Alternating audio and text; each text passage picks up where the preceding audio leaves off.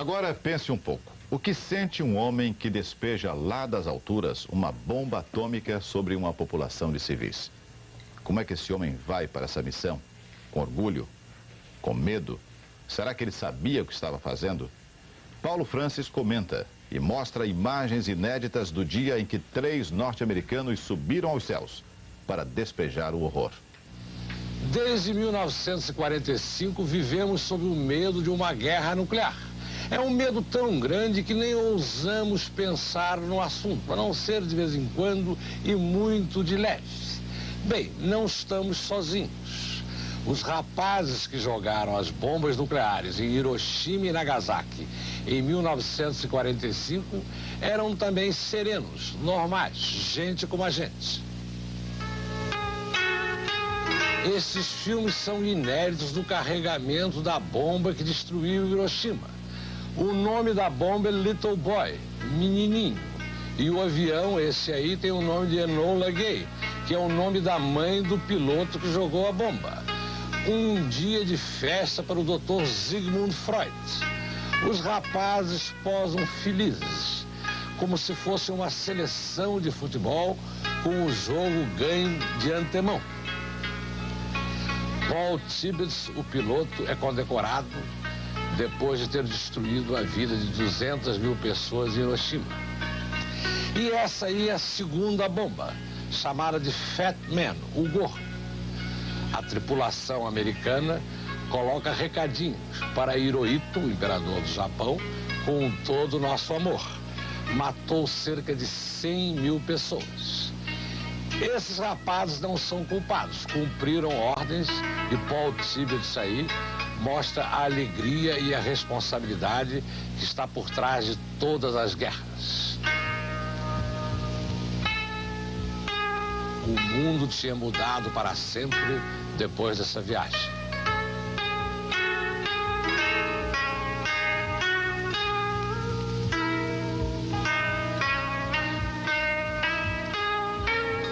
Essa bomba aí é apenas o gatilho de uma das bombas de hidrogênio de hoje em dia, das quais os americanos e soviéticos têm 10 em cada dos mísseis pesados que possuem. Podem destruir a si próprios e o mundo inteiro. Durma-se com um barulho desses.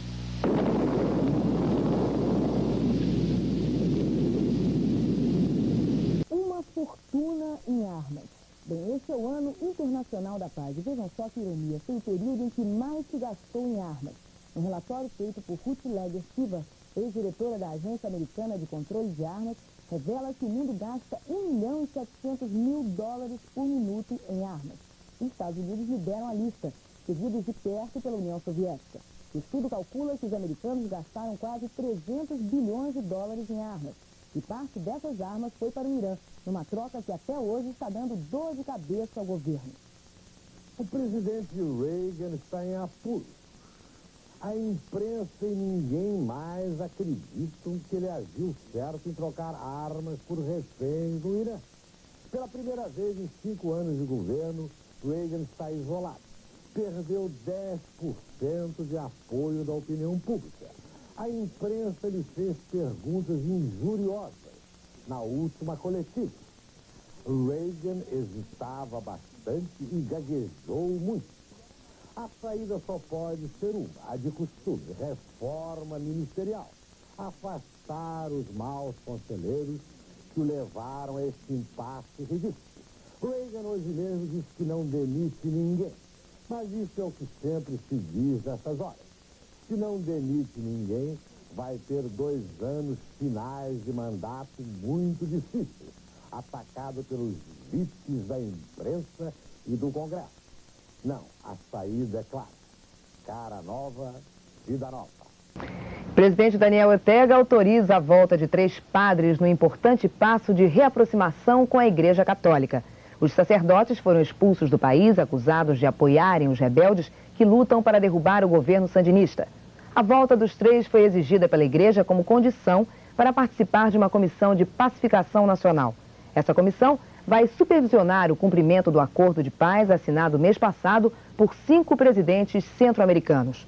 O esforço dos países americanos para chegar à democracia é É o assunto de Paulo Francis.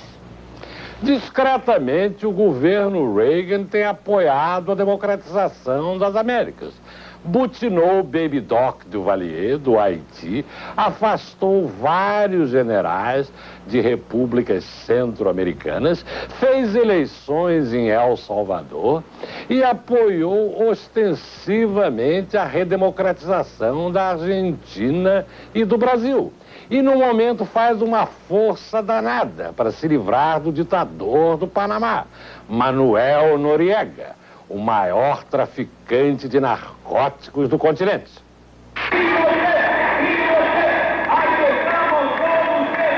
Mas resta Augusto Pinochet, do Chile.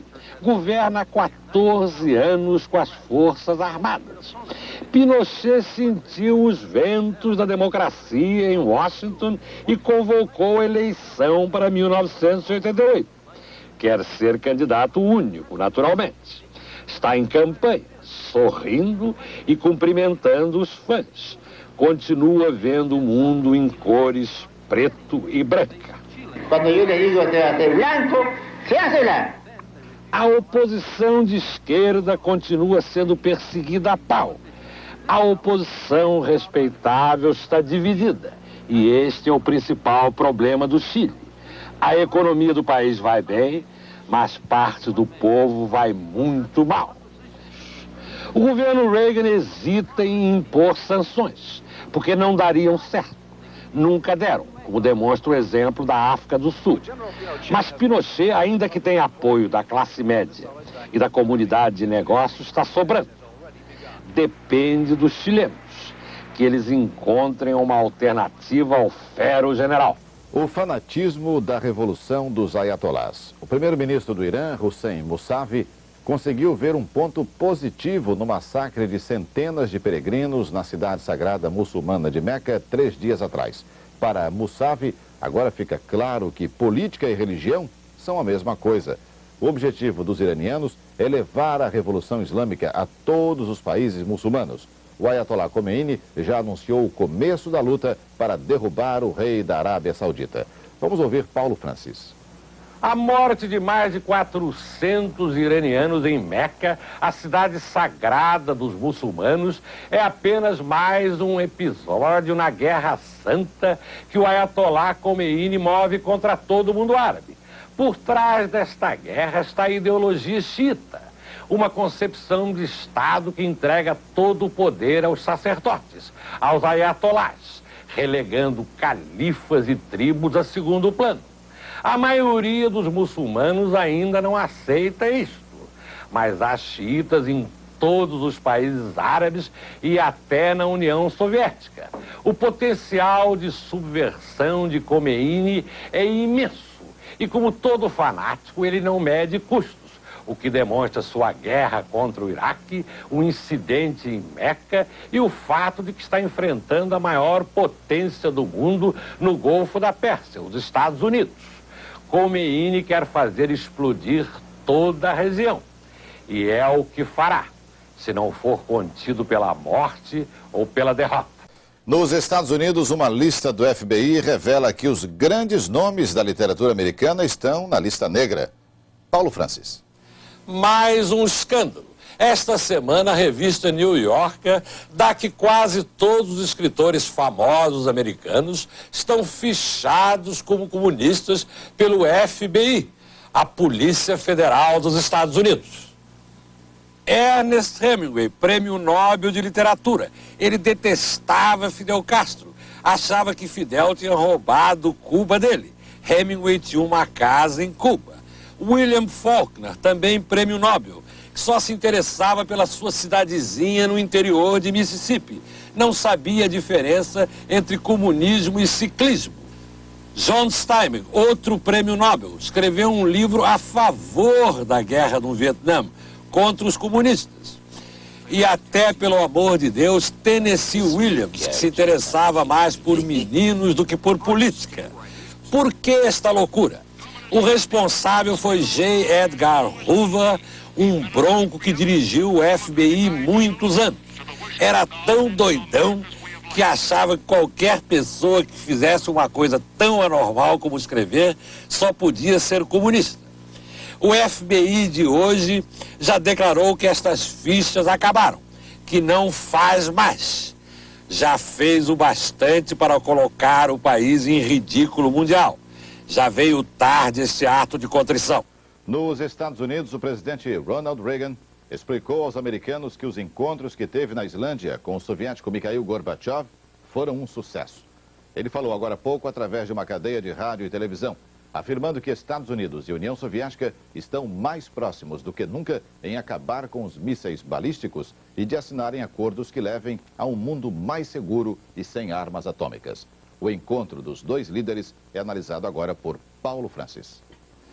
Na Islândia, Reagan e Gorbachev concordaram em cortes de armas como nunca houve na história. Se tivessem assinado um acordo, enfim haveria estabilidade militar entre os Estados Unidos e a União Soviética. Então Gorbachev exigiu que Reagan acabasse com o projeto Guerra nas Estrelas, o escudo que o presidente dos Estados Unidos quer colocar no espaço contra os mísseis soviéticos. Reagan não aceitou, nem poderia aceitar. Ficaria totalmente desmoralizado nos Estados Unidos. E com isso a cúpula fracassou. Mas nós, o grande público, tivemos um gosto passageiro de paz. E é isso que vai influir em última análise. A pressão de opinião pública será tremenda para que os líderes se mostrem mais flexíveis da próxima vez. Esta onda de violência, em que já morreram mais de 20 palestinos e quase 2.000 foram presos, começou há um mês. Mas o problema palestino tem 40 anos. Paulo Francis. Continua comendo pau na Palestina, mas a Palestina é Israel. E este é o problema. Há 40 anos, os israelenses ocuparam o país com o apoio dos Estados Unidos e da União Soviética e não consultaram os nativos, alijados e desalojados. Agora, uma nova geração de palestinos, garotos nascidos no cativeiro, que preferem lutar a viver em miséria e desesperança eternas. Há muitas histórias parecidas na Bíblia. Qualquer outro comentário seria supérfluo.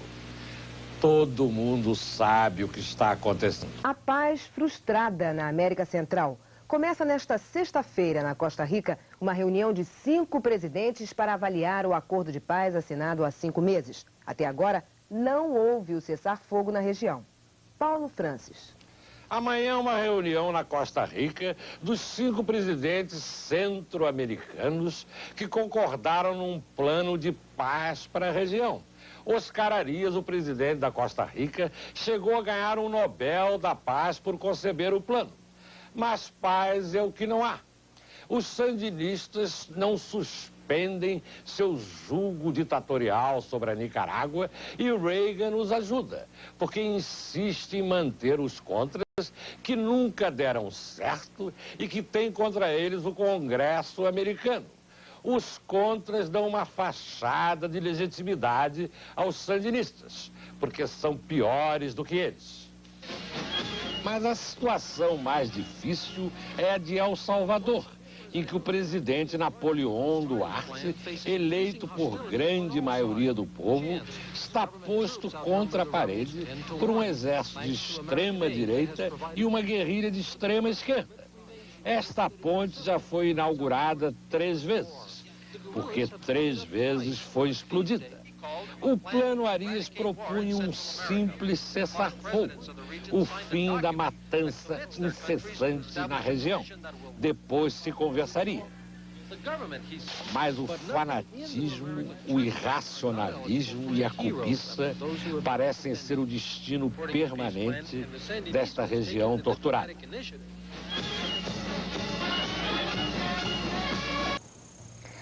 Muitas cabeças voaram com ele tentando esquecer a depressão americana. 50 anos depois, este galã continua seduzindo crianças e adultos e dando cada vez mais dólares aos seus criadores. Paulo Francis.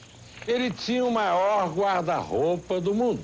Sempre que entrava em ação, jogava fora um terno para trocar de roupa e vestir seu uniforme. E com um simples par de óculos se disfarçava do mundo. Isto porque ninguém levava a sério a machice de um quatro-olho. É o super-homem que este ano faz 50 anos de vida. Em 1938, quando apareceu, parecia a muitos americanos a única saída contra o mal, a Grande Depressão Econômica da década de 30.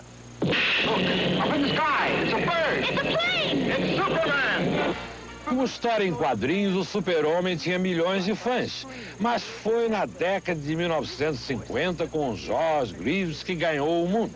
Com Christopher Reeves, no nosso tempo, fascinado pela magia tecnológica, o super-homem passou a habitar superproduções.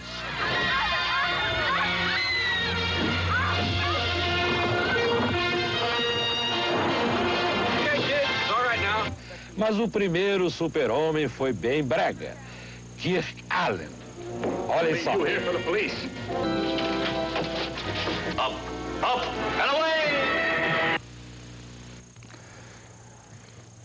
O vice-presidente George Bush é o favorito na corrida para a Casa Branca. Ele venceu a eleição primária republicana no estado de Vermont e está em primeiro nas pesquisas sobre a super terça-feira, o dia 8 de março, quando 16 estados realizam eleições primárias. Paulo Francis. George Bush já está até com cara de presidente dos Estados Unidos. Ganha fácil em todas as pesquisas e tem apenas um adversário sério, Robert Dole, também republicano e igualmente qualificado para o cargo, mas sem dinheiro para competir. Os democratas Dukakis, Jesse Jackson e Gephardt são interioranos e bizonhos. Não dão para a saída. Bush enfrenta um perigo sério: ser envolvido no escândalo Irã-Contras na imprensa. Envolvido ele está, mas provar é difícil. Logo, se contiver as feras do jornalismo, George Bush será provavelmente o próximo presidente dos Estados Unidos. O maior escândalo até hoje nas compras do Departamento de Defesa dos Estados Unidos envolve quase 100 contratos, no valor de centenas de bilhões de dólares. A denúncia é do senador Strom Thurmond, que se encontrou com o procurador que está investigando o caso. Em 7 anos de governo Reagan, o Pentágono recebeu 2 trilhões de dólares, mais de 350 trilhões de cruzados. Paulo Francis. Este país aqui é muito puritano. Às vezes pode parecer que não é, mas é. Nunca se ganhou tanto dinheiro como no governo Reagan. Os puritanos não gostaram. Primeiro foram em cima dos financistas de Wall Street. Mais de 100 já foram ou estão indo para a cadeia. Agora é a vez do Pentágono, dos militares. Tem muita gente mamando nas verbas de defesa nacional. São 300 bilhões de dólares por ano para os militares. É uma tentação muito grande. A chamada porta giratória, como este Paisley aí. Porta giratória é o cara trabalhar no Pentágono e depois nas empresas que fornecem para o Pentágono. O escândalo é tão grande que 2 sisudos senadores foram entreouvidos dizendo que 1.500 pessoas estão envolvidas na mamata.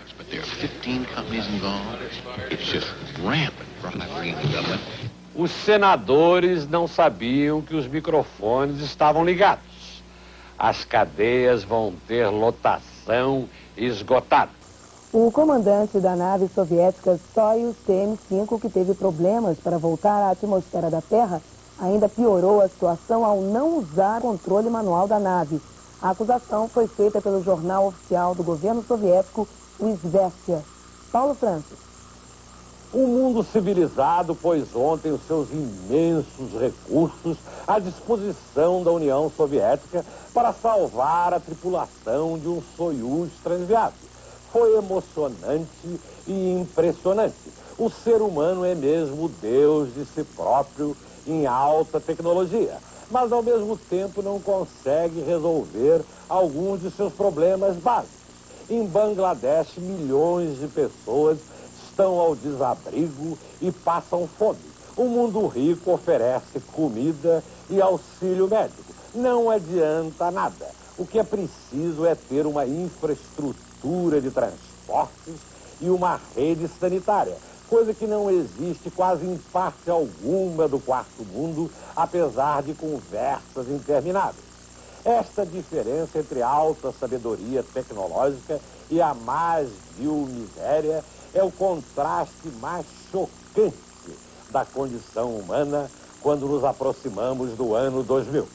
As últimas pesquisas revelam o crescimento de Michael Dukakis. Ele fez o último comício em São Francisco da Califórnia, o estado com maior peso eleitoral, enquanto o vice Lloyd Bentsen estava no Texas, o terceiro maior estado. Mas Paulo Francis acha que a reação democrata começou tarde demais. George Bush vai ser eleito presidente dos Estados Unidos amanhã, ganhando pelo menos em 40 dos 50 estados. Mas há uma contradição. Há eleições para o Congresso e para governos estaduais. E os democratas vão dar uma lavagem, igual à lavagem que Bush vai aplicar em Dukakis. A sabedoria popular parece querer o poder político no país dividido. Um republicano na Casa Branca e os democratas no resto. Daí a única questão realmente séria neste final de campanha. Bush precisa ganhar pelo menos 55% do voto popular para dizer que obteve um mandato, que o povo quer que ele faça isso e aquilo. Se ganha por pouco, com a sua personalidade banana, os democratas vão lhe dificultar ao máximo o governo. O governo racista da África do Sul pretende libertar gradualmente o líder negro Nelson Mandela. Ele não vai voltar para a cadeia quando terminar o tratamento de uma doença nos pulmões, o que pode levar até 6 meses. Depois, Mandela vai para uma casa, onde vai poder receber a família com maior liberdade. Assim, o governo sul-africano vai testando a reação dos radicais brancos e negros à libertação de Nelson Mandela. Paulo Francis. Nelson Mandela, o líder negro sul-africano, vai ser transferido de uma prisão especial para a prisão domiciliar. Isso depois de 26 anos de cadeia, o que dá a medida das reformas que o governo sul-africano branco promete aos negros, a passo de cágado. O resumo da ópera é o seguinte: os brancos, que são minoria, não querem democracia porque perderiam tudo. Os negros, que são maioria absoluta, querem revolução. O impasse é total, apesar das desconversas de conciliação de uns e outros. Por enquanto, os brancos têm monopólio das armas, mas os negros são uma multidão feroz, cada vez mais disposta a tudo. Água mole em pedra dura, tanto bate até que fura. A Comissão de Defesa do Senado dos Estados Unidos adia por 10 dias a votação da indicação do ex-senador John Tower para secretário da Defesa. O presidente George Bush promete manter o apoio a John Tower. Bush diz que não há provas de corrupção ou de alcoolismo contra o ex-senador. Paulo Francis. A lua de mel entre o presidente Bush e o Congresso já acabou. Bem, foram quase 3 semanas de rasga-seda, o que é o normal até entre casais. Mas agora o Senado quer vetar John Tower para secretário de Defesa, para chefe da máquina militar americana. É um dos cargos mais importantes do Executivo e Tower é amigo pessoal e político de Bush. Vamos ver se o presidente enfrenta esta parada ou se põe o rabo entre as pernas. É o primeiro teste importante da liderança de Bush. Aqui estas coisas são para valer. Uma briga de faca mortal. Aquele bom e velho filme que você sempre quis ver ou rever está de volta. Confira com Paulo Francis. Cinema anda muito chato aqui. Nada de novo que preste. E faz muito frio nesse país. Logo, a grande bilheteria é o videocassete que você pode ver quentinho em casa. Vocês se lembram de Brigitte Bardot? Era a grande mulher da década de 60. Aqui num filme chamado Desprezo, não fazem mais gatas iguais a Brigitte. E parecidos com o cinema mudo eram os filmes de Jacques Tati, onde não há diálogo, há apenas sons. E há muitos clássicos que ninguém esquece, como os filmes de Jean Renoir. Temos aqui Ingrid Bergman e Mel Ferrer em Lara, A Regra do Jogo e La Marseillaise, o filme de Renoir sobre a Revolução Francesa. E o filme que Orson Welles disse que seria o único que salvaria, se tudo mais que tivesse que ser destruído. É A Grande Ilusão, o clássico de Renoir sobre a Primeira Guerra Mundial. Ninguém mais vai esquecer esse tipo de filme. A guerra do governo Bush contra as drogas provoca excessos nos Estados Unidos. Paulo Francis. O prefeito de Washington, na capital, Marion Barry, foi ontem indiciado por 7 crimes relacionados com drogas. Barry parece mesmo um drogado e é um dos prefeitos mais incompetentes desse país. Mas ele se queixa de que está sendo linchado pelas autoridades, que forçaram uma jovem modelo a ir a um hotel com ele e onde filmaram o casal usando crack. Isto é uma armadilha e a Constituição dos Estados Unidos garante especificamente os cidadãos contra armadilhas desse tipo do governo. A histeria sobre drogas nos Estados Unidos está levando a uma sucessão de violações de direitos civis. Muitos comentaristas eminentes consideram isto um perigo muito maior para a democracia americana do que o uso de drogas, que afinal é voluntário. Sam Davis Jr., que morreu hoje em Los Angeles, deixou a imagem de perfeccionista, um dos maiores showmen que o mundo já teve. Paulo Francis. Em 1960, Sammy Davis Jr., que morreu hoje com 64 anos de idade, era uma estrela internacional. Cantava, dançava, fazia imitações de gente célebre, fazia tudo. Feio com uma necessidade, conquistava o público pelo seu talento e charme. Esteve no Rio na década de 60, se exibindo no Copacabana Palace, onde fez grande sucesso. No camarim, bebia alternadamente um copo cheio de uísque e um copo cheio de gin, sem sentir aparentemente qualquer efeito.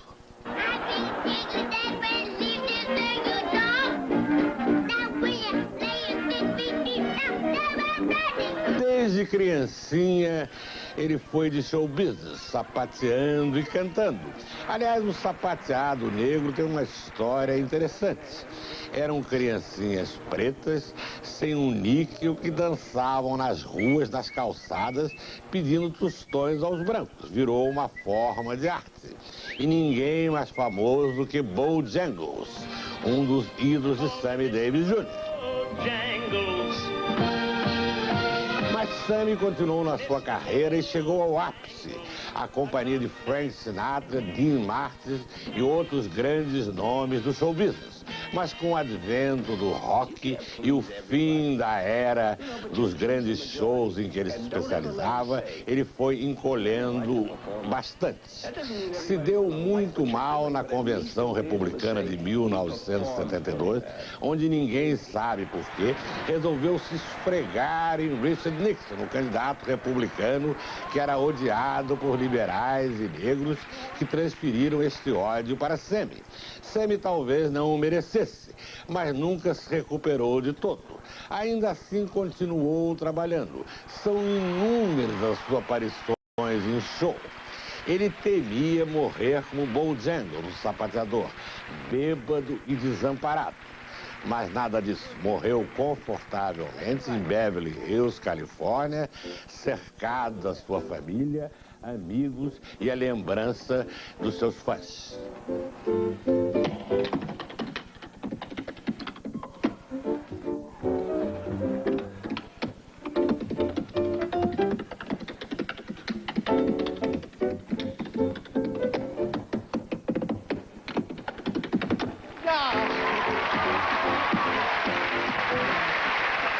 A maior movimentação de forças desde a Segunda Guerra Mundial foi até agora um jogo de xadrez para encurralar Saddam Hussein. Paulo Francis. Até agora tem sido uma guerra maravilhosa de palavras e um grande show de televisão. Navios majestosos de guerra desfilam, aviões a jato nos ensurdecem e famílias chorosas se despedem dos seus entes queridos que vão à guerra. Tiro que é bom, nada. Saddam Hussein errou de cálculo ao imaginar que os árabes, na sua maioria, não se uniriam contra ele. Se uniram. Errou ainda pior em imaginar que a Arábia Saudita nunca chamaria tropas dos Estados Unidos pelo ódio que se tem no mundo árabe a Israel. Hoje a Arábia Saudita é um protetorado militar dos Estados Unidos. Saddam Hussein não tem muito futuro como cartomante. Vamos ver esta semana se tem qualquer outra espécie de futuro. Mais uma história da máfia com crimes e violência chega às telas dos Estados Unidos. É o novo filme do diretor Martin Scorsese, que conta a trajetória de um mafioso que se transforma em delator. Um assunto que os americanos adoram. Paulo Francis. Their friends made me. We walked out with $420,000 without using a gun. Nos bons tempos, James Joyce escreveu o retrato de um artista quando jovem. No nosso tempo, Martin Scorsese dirigiu um filme de 2 horas e 26 minutos, chamado Goodfellas, que quer dizer bons sujeitos, e é o retrato de um mafioso quando jovem. Ou seja, um certo Henry Hill, interpretado por Ray Liotta, que começou como boy da máfia, foi subindo, roubando, jogando com prostitutas e matando, até que, como bom americano, delatou todos os seus colegas à polícia. A delação neste país é uma paixão.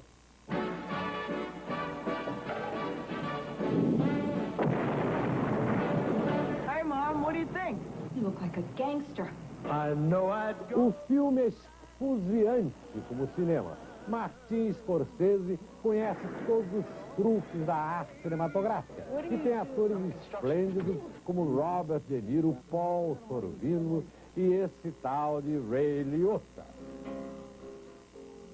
Mas ele quer mostrar a máfia como um retrato da sociedade americana, cobiçosa, sem escrúpulos, mesquinha e violenta. Há muito mais do que isso nesse país a considerar.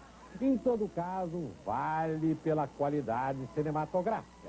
Mas quem sai do cinema tem impressão de que comeu um jantar chinês. Dentro de 1 hora está com fome de novo. Henry, here's an arm. Very funny, guys. Here's a leg. Here's a wing. What do you like, the leg or the wing? Em meio ao tiroteio de informações encontradas sobre a Guerra do Golfo, só existe até agora uma certeza. Essa batalha vai ser decidida no chão.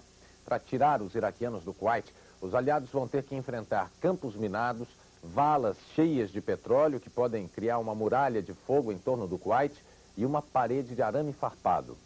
Paulo Francis. Depois de mais de 22 mil missões de bombardeio e um bocado de propaganda sobre as maravilhas da tecnologia militar americana, verificamos hoje que Saddam Hussein mal foi arranhado por todo esse poder de fogo. O que comprova, mais uma vez, que guerra não se ganha com força aérea. Pelo ar, o que, aliás, já sabíamos pela guerra do Vietnã, onde foram jogadas 75 milhões de toneladas de explosivos nos vietnamitas, e até pela Segunda Guerra Mundial, em que as bombas eram bem menores. O secretário de Defesa dos Estados Unidos, Dick Cheney, disse hoje pela manhã que vai haver a invasão do Kuwait na segunda quinzena de fevereiro. Vai ser a infantaria que vai resolver a parada. O corpo a corpo, a sangreira. Estas imagens mostram a luta dos curdos contra Saddam Hussein. Os guerrilheiros atiram e se jogam no chão para se proteger dos contra-ataques. Mal preparados e mal armados, eles usam o equipamento que conseguem tomar das forças iraquianas. Mas os tanques e blindados destruídos, abandonados nas estradas, confirmam o sucesso parcial dos curdos.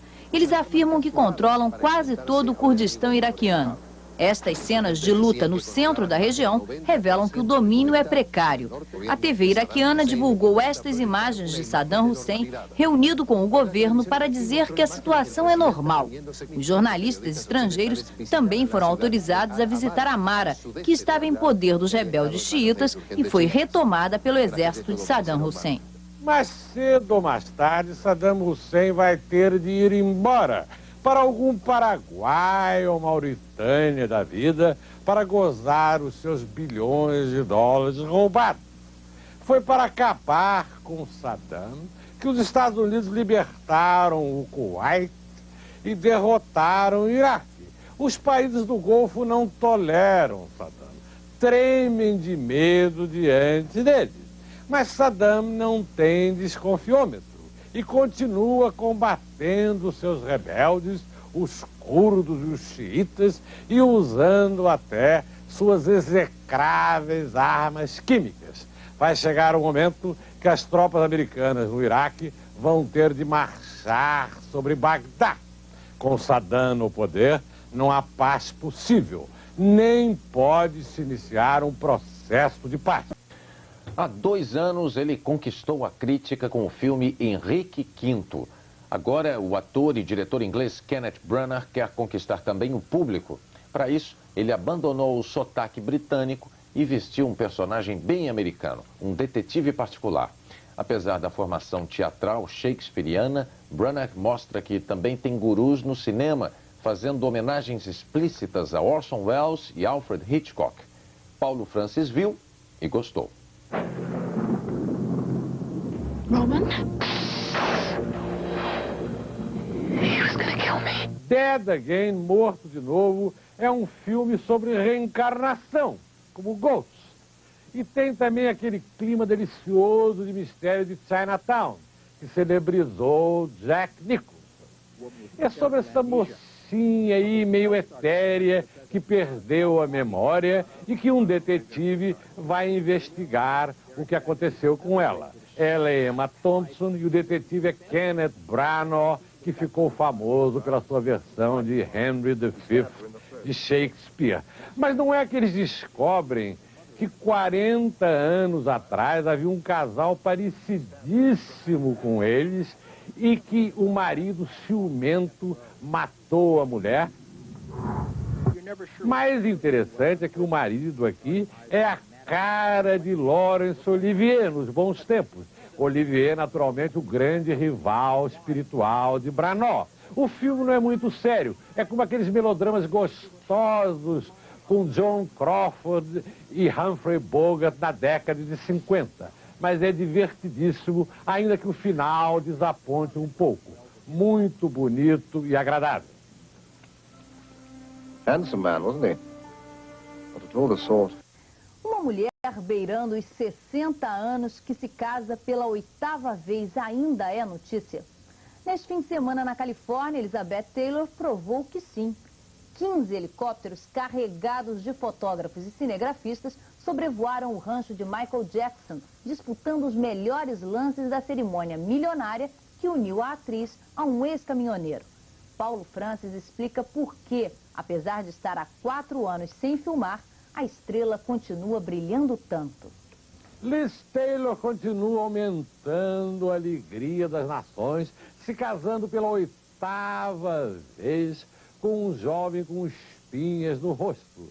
Larry Fortensky. Seu casamento foi um verdadeiro circo de mídia na mansão de Michael Jackson, que emprestou o seu lar secreto aos nubentes, aos pombinhos, mas os pombinhos tinham vendido com exclusividade os direitos do casamento a um fotógrafo, o que não quer dizer que o resto da mídia não tentasse toda penetrar, porque uma foto do casamento vale centenas de milhares de dólares.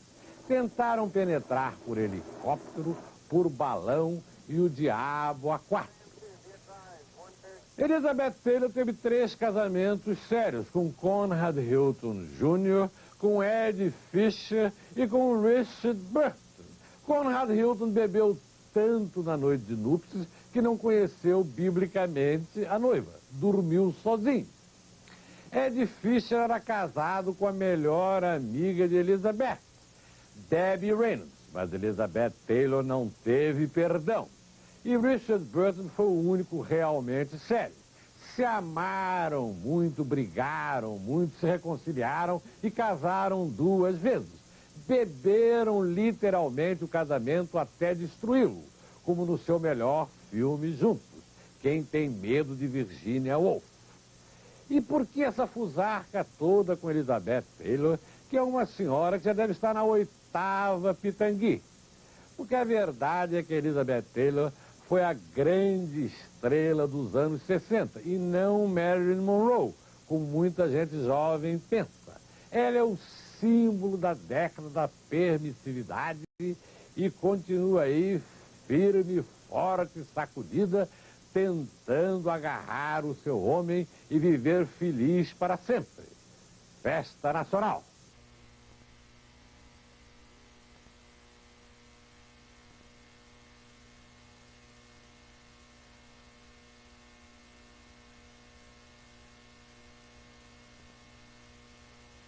Os resultados da super terça praticamente confirmam George Bush como candidato republicano à presidência dos Estados Unidos. Agora é definir quem será o grande adversário democrata e pode tirar o poder das mãos de Bush.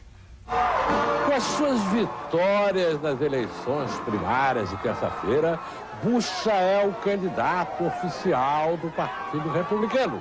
Mas seu prestígio está fortemente abalado porque seu adversário, Pat Buchanan, continua lhe subtraindo considerável parcela do eleitorado. Parcela essa que é indispensável a Bush para se reeleger em novembro. É um sério problema para o presidente. E Buchanan é uma sarna. Entre os democratas, Bill Clinton tomou a dianteira. Mas as suas vitórias foram, na maioria, no sul, de que ele é filho e filho direto. As únicas primárias importantes de terça-feira foram Texas e Flórida.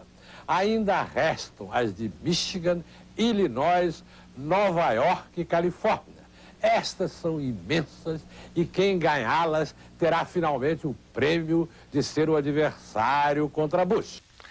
Mais um candidato a candidato desiste da corrida à Casa Branca por falta de dinheiro. O democrata Paul Tsongas, que foi a grande surpresa nas primárias de New Hampshire, dá adeus ao sonho de ser presidente. Para Paulo Francis, a saída de Tsongas é uma perda. E agora os americanos não têm outra saída. Ou votam em George Bush ou no campeão de escândalos, Bill Clinton. Com a desistência da campanha presidencial de Paul Tsongas, é quase certo que em novembro teremos Bill Clinton contra George Bush. É uma pena. Tsongas tinha o melhor programa de todos os candidatos, melhor do que o de George Bush. Em pesquisas de boca de urna, 80% das pessoas instruídas votaram nele. Infelizmente, essa minoria não elege presidentes. Bill Clinton é sulista. Os democratas perderam totalmente o sul em 5 das últimas 6 campanhas presidenciais. Tentam reconquistar a região com Bill Clinton. É um lamentável equívoco. Clinton é um anão intelectual perto de George Bush, governador de um estado interiorano e irrelevante como o Arkansas, e tem uma vida escandalosa. Bush pode estar muito desgastado internamente, mas como dizem no Brasil, nasceu de costas para a lua. O mistério que ronda o assassinato do presidente Kennedy esquenta ainda mais. Um dos médicos que examinou John Kennedy logo depois do atentado em Dallas lança um livro e desmente a versão oficial do crime que abalou os Estados Unidos. Paulo Francis. O filme JFK, que é mentira da primeira à última cena, deu muito dinheiro e virou filão. Há vários filmes feitos ou encaminhados sobre o assassinato de John Kennedy e pelo menos 7 livros. O mais destacado é A Conspiração do Silêncio, do Dr. Charles Crenshaw. Crenshaw era um jovem médico no hospital de Dallas que recebeu o presidente morto. Alega no livro que uma das balas, pelo menos, entrou pela frente, assim contestando a teoria da comissão Warren que todos os tiros vieram de trás, de autoria de Lee Harvey Oswald. Mas acontece que depois o cadáver foi para Washington no mesmo dia e submetido a uma rigorosa autópsia por uma junta de patologistas, os melhores do país, que chegaram à conclusão que todas as balas vieram de trás. Crenshaw diz que todos eles foram intimidados, esses 29 anos, sem que nunca tivessem nada. É crível? Bem, há muita gente que acredita em Papai Noel. E Crenshaw, afinal, está publicando um livro e quer vendê-lo. Muito bem. Mas o Dia Internacional de Combate à AIDS também gera polêmica. Confira com Paulo Francis. Não pergunte por quem os sinos dobram. Os sinos dobram por você, escreveu o poeta John Donne. 1º de dezembro foi o dia escolhido para chorar os mortos por AIDS. E, no entanto, morreram em 12 anos dessa praga 152 mil pessoas. Por ano, só nos Estados Unidos, morrem cerca de 400 mil de ataque de coração e ninguém lhes dá a menor bola. Por que será? É porque a AIDS é um símbolo, ou melhor, um contrassímbolo. Em 1960, se falou muito da revolução sexual. Sexo doravante não teria restrição de espécie alguma. E veio essa doença venérea que traz morte certa, que é a AIDS. Platão disse que não há boca livre na vida. Tudo tem um preço. Disse de maneira mais elegante, mas falou e disse a pura verdade. Um filme que mostra a trajetória de um terrorista irlandês é o grande sucesso do momento em Londres e Nova York. Paulo Francis. Terrorista irlandês não brinca em serviço. É um morto-vivo. Mata e morre com a mesma tranquilidade. Pode-se até dizer que é um morto de férias na vida. Neste filme, O Jogo da Choradeira, The Crying Game, Philip Ray é um terrorista irlandês que rapta um negro que é soldado inglês. Ficam amigos, o que é improvável. O negro dá até a carteira dele para Philip Ray, com um retrato da namorada, etc. Mas o negro morre e Philip Ray resolve mudar de vida. E vai procurar a vida do negro em Londres. Corta os cabelos e resolve ser bonzinho. Conhece a namorada do negro. Este é o gancho do filme, o grande mistério que faz O Jogo da Choradeira o filme mais discutido do momento. E, naturalmente, não se pode dizer o que é. Aparece a terrorista Miranda Richardson cobrando de Philip Ray os seus deveres com a República Irlandesa. Acaba tudo na maior violência e lirismo. É um dos maiores sucessos de bilheteria do momento. Mas cuidado com esta mulher, ela não é o que parece. O que é isso, Paulo Francis? Qual o significado de Anjos da América na sociedade americana, hein? E nessa peça é uma espécie de Marselhesa dos homossexuais americanos que querem alargar o seu espaço na sociedade. Você pode não gostar da letra e da música, mas não pode deixar de ouvir. Nessa cena em que o rapaz descobre que o amante está com AIDS, o rapaz abandona o amante com medo do contágio da doença e vai para o Central Park caçar homem. É uma profunda autocrítica. A tolice de Tony Kushner, o dramaturgo, é supor que todo mundo, no fundo, é homossexual. Mas raro é o homossexual que não pensa exatamente como ele. Seja como for, a peça funciona. Se todos os homossexuais amanhã morrerem de AIDS, como muita gente quer e muita gente teme, Kushner poderá dizer: vida breve, arte longa. Woody Allen perde a custódia dos filhos para Mia Farrow. O presidente Clinton começa a rever a estratégia de governo. São as notícias que os jornais americanos mostraram agora à noite na TV. O presidente Clinton recua em algumas importantes posições liberais. Já aceita cortes no orçamento para auxílio médico aos indigentes. O novo assessor de Clinton, David Gergen, que esteve ao lado dos ex-presidentes republicanos Reagan e Bush, é o homem que comanda agora a Casa Branca. O juiz Elliot Wilk negou a Woody Allen a custódia dos 3 filhos que ele tem com Mia Farrow, um natural e 2 adotados. O juiz atacou a qualidade de Woody Allen como pai. Allen vai pagar milhões de dólares pelas despesas do julgamento e só poderá ver seu filho natural, Satchel, com uma assistente social de sentinela. Os contatos com o outro filho, Moses, dependem da vontade do menino. Woody Allen só vai poder ver a menina, Dylan, daqui a 6 meses e também sob vigilância. Paulo Francis, é vitória total de Mia Farrow contra Woody Allen? Lili, no juiz só faltou crucificar Woody Allen, como no filme Bananas. Já se sabia que Mia ia ganhar a custódia dos filhos. A mãe sempre ganha quando se trata de filhos menores, a não ser que seja uma criminosa.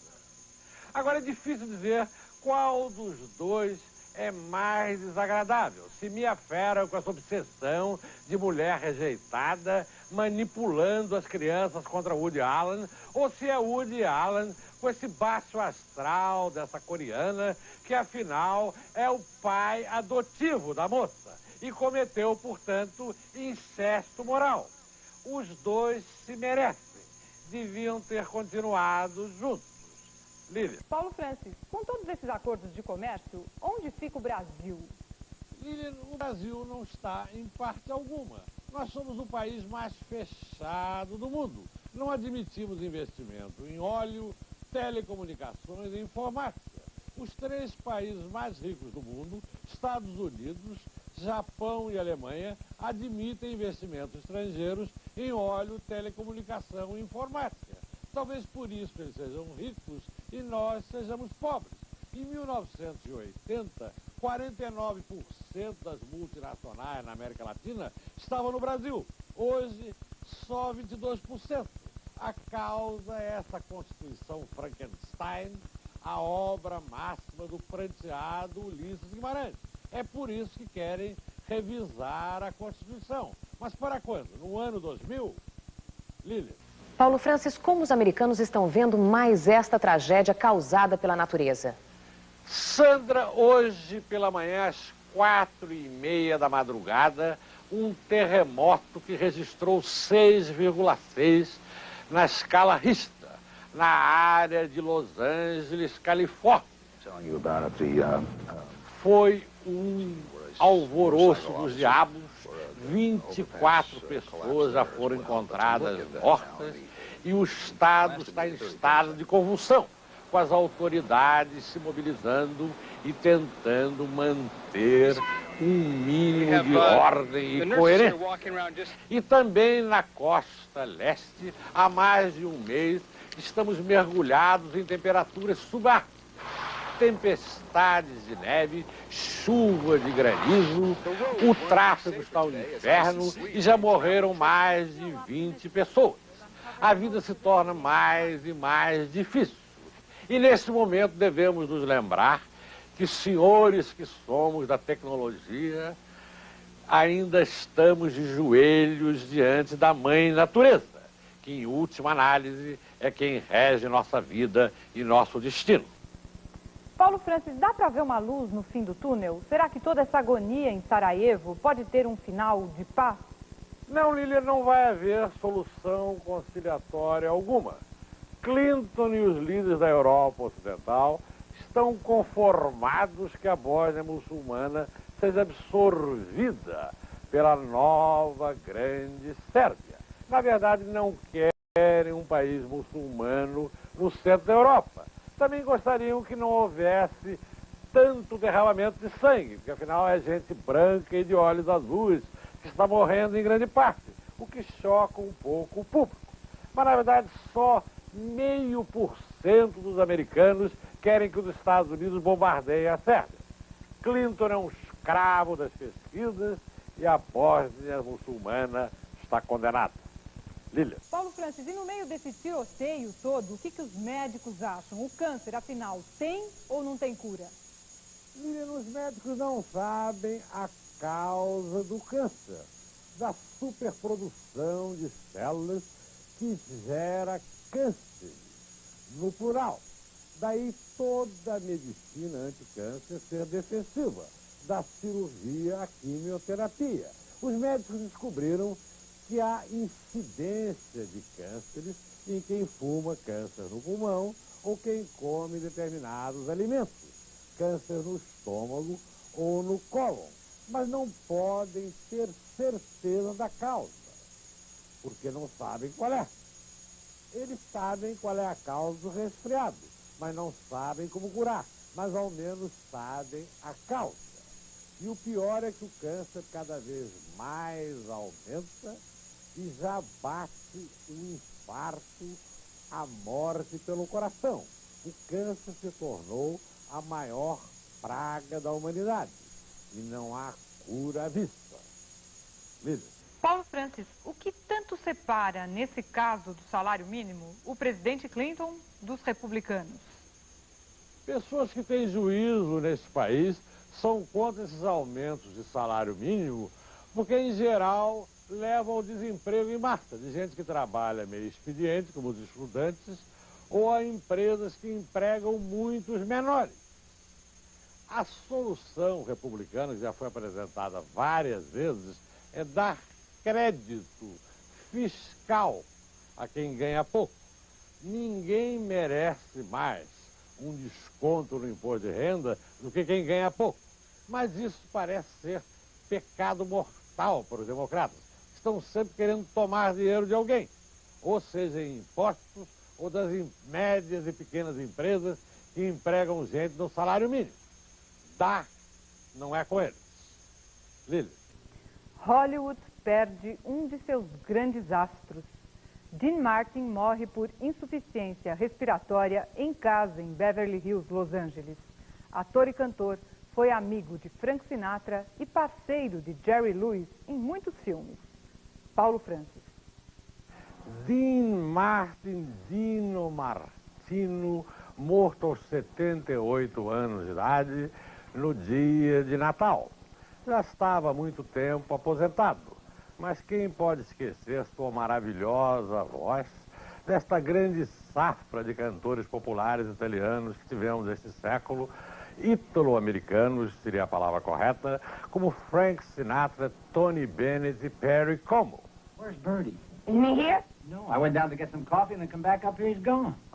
Mas Dean Martin ficou mais famoso por ser parceiro de Jerry Lewis. Fizeram não sei quantos filmes juntos e a garotada adorava.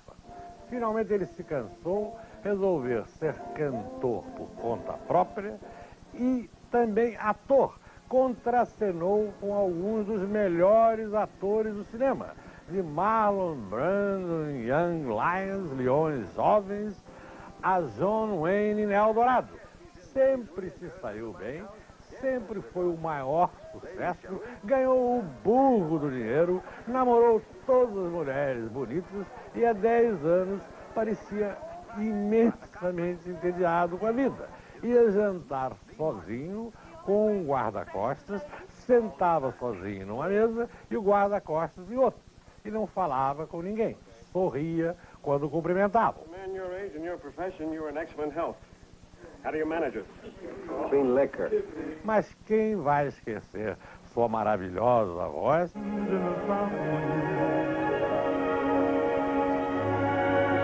Through the ripples how they shine. In my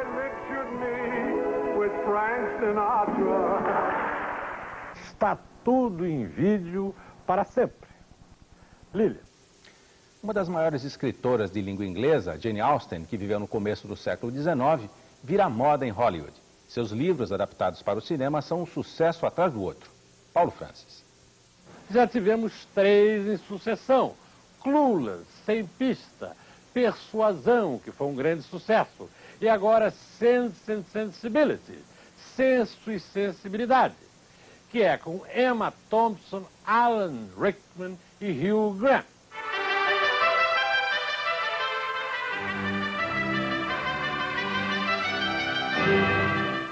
A história é a de sempre em Jane Austen.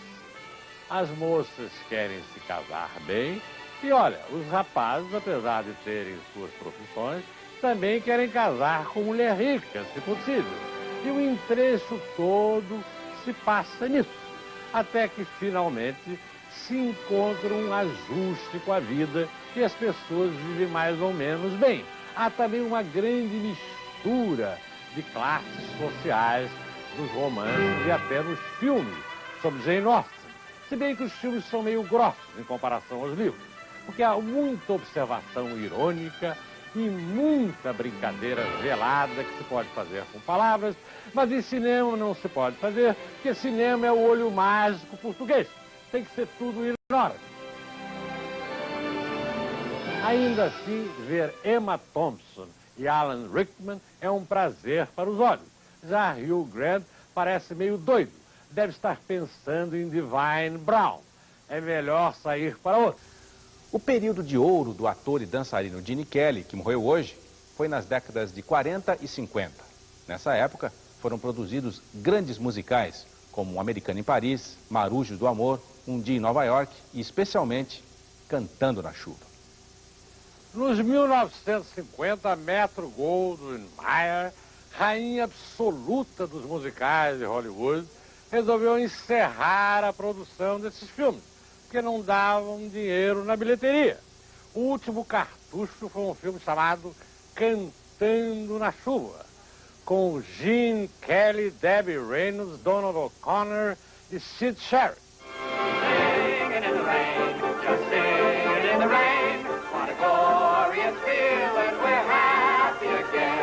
Gene Kelly, que morreu hoje, sexta-feira, conta do desespero criador que havia no estúdio. Todo mundo queria parecer bem no último filme musical que encerrava um ciclo glorioso que vinha desde o início do cinema falado. Come on with the rain, I've a smile on my face, I walk down the lane. Cantando na rua, Singing in the Rain, foi um dos maiores sucessos de bilheteria de Hollywood.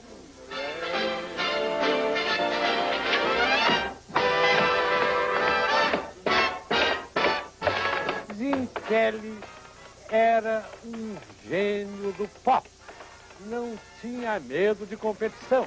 Contracenou com Fred Astaire, o maior dançarino de todos os tempos, várias vezes. Eram grandes amigos e na década de 1980 apresentaram juntos uma retrospectiva da Metro que fez história, Death Entertainment. Seu filme mais ambicioso foi Um Americano em Paris, que tinha a música de George Gershwin e também uma dançarina de primeira classe, Leslie Caron, vinda do Balé de Paris. Dançou com Frank Sinatra, cantou, fez tudo. Nasceu em 1912 e deixou uma marca de simpatia, talento e popularidade que poucas estrelas de Hollywood igualavam.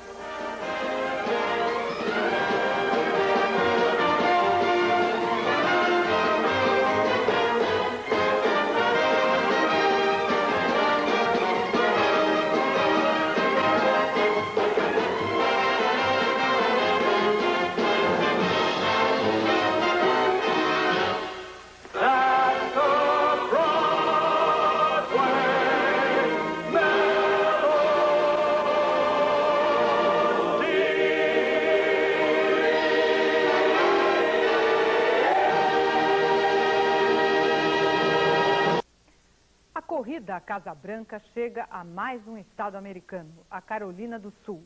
E tudo que se conclui é que a incerteza continua reinando absoluta no Partido Republicano. A eleição no Arizona ontem, que podia ter definido a disputa, só aumentou a confusão. O vencedor, o bilionário Steve Forbes, agora na dianteira, pegou todo mundo de surpresa. O senador Bob Dole, que obteve as 2 primeiras vitórias em estados pouco importantes, Dakota do Norte e Dakota do Sul, luta para continuar no páreo. O perdedor nos 3 estados é o ultraconservador Pat Buchanan, que no começo surpreendeu todo mundo. Pat Buchanan, que andava dando ataques histéricos em esquerdistas de salão no mundo inteiro, perdeu ontem a primária de Arizona. Tinha de ganhar. Arizona é uma espécie de faroeste mental da direita dos Estados Unidos. Gente muito primitiva que deveria simpatizar com as ideias brucutu de Buchanan. Mas quem ganhou foi Steve Forbes, enquanto que Bob Dole, o favorito do partido, ganhou as primárias na Dakota do Sul e na Dakota do Norte. E o término dessa campanha infernal deve ser Dole contra Forbes.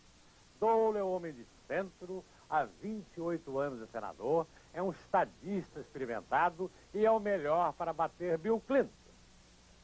Forbes tem uma ideia revolucionária econômica e, como toda ideia revolucionária, pode dar em tudo, inclusive no pior fracasso possível.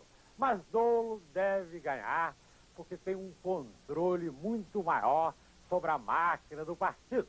É um republicano de excelente cepa. Lilian. Esta fusão entre o gigantesco banco Mitsubishi no Japão e o Banco de Tóquio representa um reforço do sistema financeiro japonês. Mas não nos iludamos. 17 dos 21 principais bancos do Japão registraram um prejuízo imenso em 1995. E houve, evidentemente, uma crise muito séria, mas que os japoneses tiveram a sabedoria de não tornar pública. No Brasil, um banco começa a estourar e há um escândalo do diabo. Escândalo não resolve coisíssima alguma, seja no caso do Nacional, ou no caso do Banco do Brasil, ou no caso do Banespa. Em primeiro lugar, porque ninguém nunca vai para a cadeia. E em segundo, porque o dinheiro nunca é reposto e quem repõe, na verdade, é o contribuinte brasileiro e nunca o banqueiro ou o suposto ladrão, que vai viver em Caimã, Paris, Suíça, onde quer que seja. Esta questão de bancos, há 2 coisas a fazer. Quando um banco estoura, o governo tem que entrar em ação, senão estoura todo o sistema financeiro.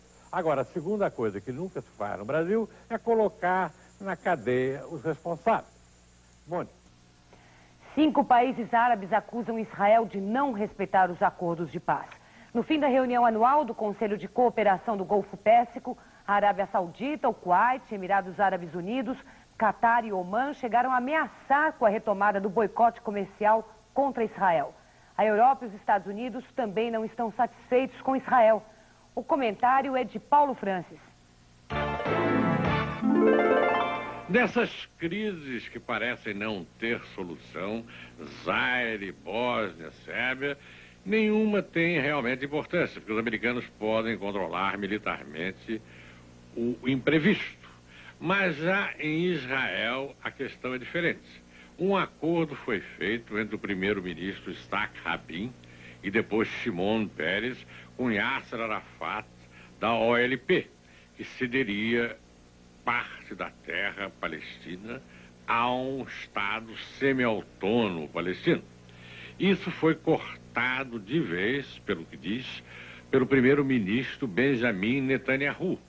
E o clima lá é de quase guerra, ainda que não ganhe as manchetes, que se ocupam de outros assuntos. O presidente Clinton hoje começou uma série de negociações com o sultão de Marrocos para alinhar o mundo árabe para finalmente ver se chega a um acordo entre Israel e os palestinos. Mas o problema não é o mundo árabe. O problema é Benjamin Netanyahu, o novo líder israelense, que é um liberal econômico, quer expansão do seu país economicamente, mas ao mesmo tempo, politicamente, é muito conservador. Quer manter Israel íntegra, e íntegra significa Israel isolada, sem ganhar dinheiro. É uma situação enigmática, extremamente complexa. Vamos ver o que a diplomacia americana, com a nova secretária de Estado, Madeleine Albright, é capaz de fazer. Uma boa noite e até amanhã.